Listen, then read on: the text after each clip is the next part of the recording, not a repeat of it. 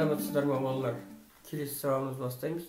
Мысалы, келесі үйренетініміз еркемай, халық әні еркемай. Еркемайды қалай ойнаймыз? Еркемайдың орта буынынан мысалы 4-3-тен бастаймыз. 4-6 деп кетеді. Еркемай қазақтың халық әні.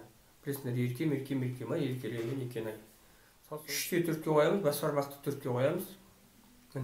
Бір рет төмен. Сосын 6-ға ауысамыз 4-ші саусақпен. Жоғары, төмен, жоғары, төмен, 3-ке қоямыз, жоғары қайтып келдік 3-ке, 4-ке төмен соғамыз. Міне, бірінші буын, екінші буында мысалы орта буыннан 6-да 4, бас бармақты 6-ға түсеміз, бас бармақ 6-ға түсіп, 4-ке қоямыз, 4,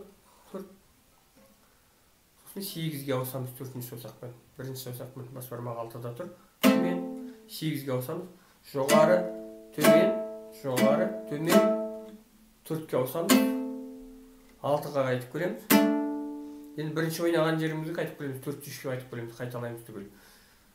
4-3 төмен, сосын 6-ға ауысамыз, 4-ші саусақпен, жоғары, төмен, жоғары, төмен, 3-ке қоямыз, жоғары, 4-4, төмен. Енді басынан қайталап келіп 4-те 4-ке қоямыз да, төмен, сол тоқтаған жерімізден төмен. 4-те 6-ға ауысамыз, жоғары. 4-те 3-ке ауысамыз, төмен, жоғары. 1-ге ауысамыз, төмен, жоғары. Бас бармақты 4-ке қоямыз, төмен. Осылай бітеді. Қараңдар. Енді міне еркемай төліп ойнап көрейік. 3, міне.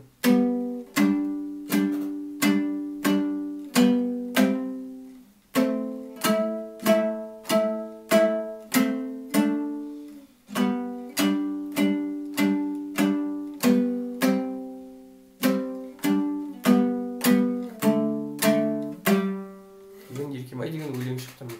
Енді қараңдар балалар, сөзімен айтып көрейін мен өлеңіне.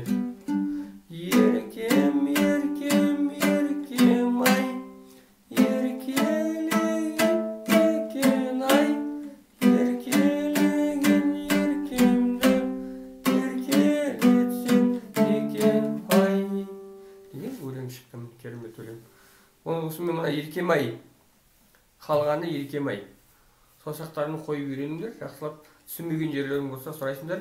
Осымен мына еркемай үйренген сабағымыз аяқталды балалар. Мына еркемайды үйден ойлайсыңдар.